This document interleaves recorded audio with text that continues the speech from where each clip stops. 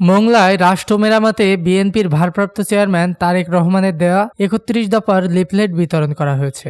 মঙ্গলবার সকাল থেকে পৌর শহরের বিভিন্ন এলাকায় এ লিফলেট বিতরণ করে বিএনপি। বাগেরহাট জেলা বিএনপির আহ্বায়ক কমিটির সদস্য ও ছাত্রদল কেন্দ্রীয় সংসদের সাবেক ভাইস প্রেসিডেন্ট শেখ আব্দুল হালিম খোকনের নেতৃত্বে দিনভর মোংলায় এ লিফলেট বিতরণ করা হয়।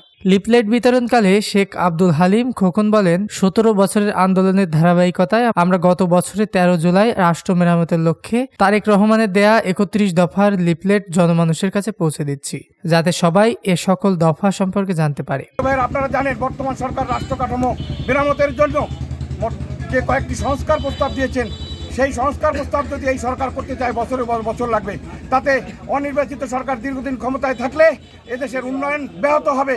ভারপ্রাপ্ত চেয়ারম্যান মহোদয় গত 13 জুলাই 2023 তারিখে বাংলাদেশের অর্থনীতিকে সমৃদ্ধশালী করার জন্য, বাংলাদেশের বিচার বিভাগকে স্বাধীন করার জন্য, বাংলাদেশের সংবাদ মাধ্যমকে পরিপূর্ণ স্বাধীনতা দেওয়ার জন্য, রাষ্ট্র কাঠামো উন্নতভাবে গঠন করার জন্য ৩১ দফা ঘোষণা করেছেন।